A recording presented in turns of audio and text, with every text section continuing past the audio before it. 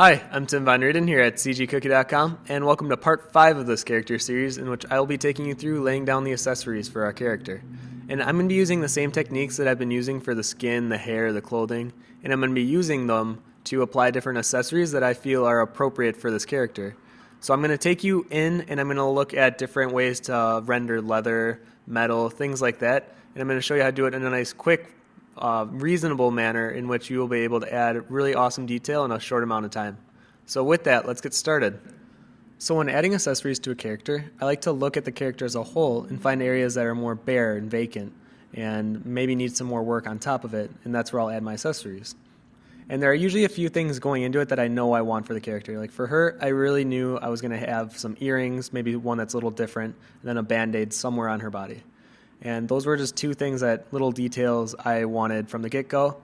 And then from here is where I kind of experiment with a few things. So I tried a necklace out because who knows, maybe it'll work, maybe it won't. And then I tried this fishnet pattern on the arm. And it's things like this where I might not like it, I may not like it, but it's not going to allow me to know if I'm going to like it or not if I don't try first. And I'm doing each of these on a new layer. So if I don't like a specific aspect, like I didn't like the fishnet, I could just take that layer off. And then I also try to think of practical accessories that I need to add. So if she's lugging around this rectangular object with her everywhere, I also imagine that at times she would carry it on her back. And that's where I wanted the strap to come in that would wrap around her torso. So I also had some fun with it by adding that metal hinge in there to give it a little more detail. And then from here, I also did a quick experiment with some bandages, and I see her more of as a fighter tough chick. And last week, I went to a boxing class in which they wrapped my hand up to like the mid-forearm, and I thought it was really cool how it was so precise in the way that they wrapped it, and I thought it would be neat if I incorporated that in my character. And it's little personal touches like that that I hope come through in a character concept piece. So all these little things that I'm adding usually have some kind of a backstory to it. Either I saw it in a magazine, I thought it was cool, or I saw it in a different game and I wanted to incorporate it.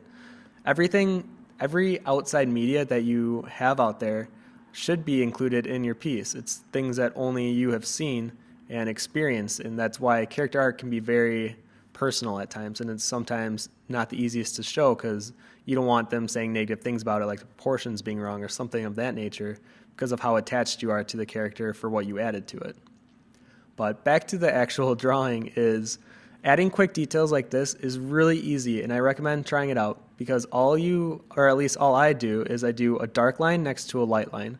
And the dark line is supposed to indicate an indent in this case, leather, and then the light line would indicate the light would be hitting it stronger because of that indent that it's placed right next to.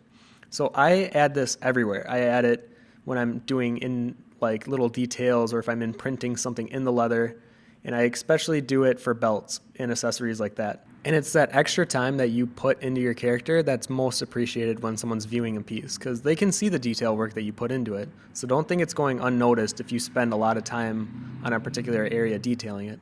But that's not to say you should be zooming in and over detailing things. You want to make sure that you're still thinking of this character as a whole, and you want to keep zooming out every now and then.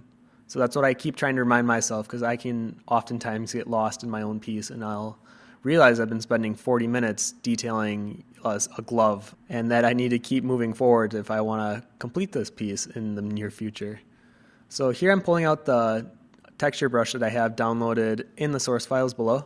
And this is just to give it something more for me to work with rather than working on a flat color, especially on that rectangular object that she has. It's much easier for me to look at the nuances in the texture and be able to detail it from there rather than working on a flat base. So as I zoom in and do these belts, this is a great example of when I'm doing the dark and light lines. And this is a really great way to add patterns really quickly as well. So you can see how on that first belt that I did, it's just that light line, and then the dark lines will cut in as if, there was an indent in the leather, and that light source would be hitting it stronger then, giving that effect of like 3D, and it's popping out more. And then I'm also doing the same with these little metal canisters or whatever they are that are also on her belt. And rather than making it a flat color, I have to think of it more as a metal. So I have to add more of that shine, so that's why I added those little white highlights as well. So thinking about the material of each accessory that you're adding is very important as well. So on the leather, I'm not really going to be adding too many white highlights because leather absorbs most of the light. It doesn't reflect it like a metal would. And here's another great example of doing a dark line and then following it with a light line. And the light line, the placement's very important because you have to think about where that light source is coming from. Because if you're adding light lines that seem to be coming from different light sources, then your accessories will clash with each other and they won't complement each other well. So it's something I'm always trying to keep in mind as I'm doing them. And what we're seeing here is me adding leg suspenders to it. And this is something that just comes about as I'm working up my piece. So this is one of those kind of happy accidents that happen. And I try it out because you'll never know if you like something or an idea that you have in your mind unless if you try it out first and see how it looks. So then just like before, I'm adding those dark and light lines to give it that indentation of a 3D effect to it. And I'm also adding a shadow under it with a soft edge brush so that it blends into the pants a lot nicer than it would if it had no shadow underneath of it. So you always have to be thinking that the accessories that you're adding on top of things, they would cast a natural shadow around it as well, and they would bounce light around if it was more of a reflective surface. So as you're adding accessories, you not only have to work on the accessories, but the area around the accessories as well. So here's when I did a really close-up focus on the arm guard that she has on. So I really like having fun with adding leather and piling leather on top of leather, and I think it gives a really cool effect once you're all done. So that's why I went a little overboard with the leather arm guard. And this is another great example of using that dark and light line to give an indentation of value and a 3D effect to it. So here I noticed that there are some areas where the background layer is showing through, and that's because there are some opacity problems with my character layer. So what I like to do is I'll create a new layer underneath of the character and just fill in the color where I can see the background layer. That's an easy way to fix it. And now I'm going in and I'm editing the other hand since I put so much detail into the arm guard hand, and I wanted to create some detail indentation lines as well on this hand. So I'm doing the same thing, and then I'm doing some liquify work here to put it more in perspective. And I'm also going to be grabbing those bandages that were on the other hand and putting them on this hand as well. Just create a nice symmetry to the pieces that are being added to the character. And now that we have the upper half pretty much all covered in the amount of detail I wanted, I'm going to go to the lower half and try to find areas that I can add some accessory detail. So in this case, it's a lot of working with leather, and then I'm going to be working with the boots. So I'm definitely trying to maintain that same level of detail all the way throughout.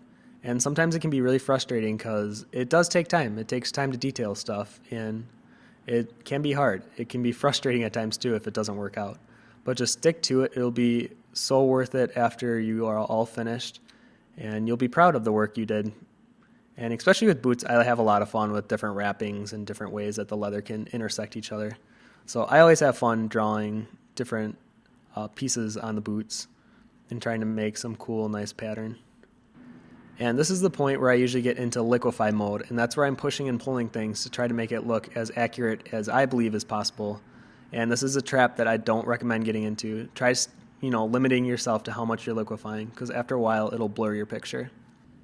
And there we have it. So now we have our character all accessoried up and ready for the final polish and detail pass. So the main tips I want you to remember as you're doing your character is 1, make sure the accessories that you're adding fit well with the character's personality and overall theme. 2, use the dark and light line to add patterns to your accessories and push that level of detail a notch higher. And then make sure you're not only working on the accessories, but the area around them as well.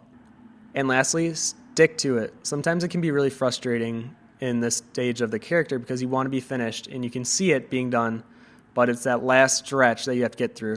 So if you can push through this and stick with detailing and making sure that everything is looking really nice, you'll end up with something that you can be very proud of.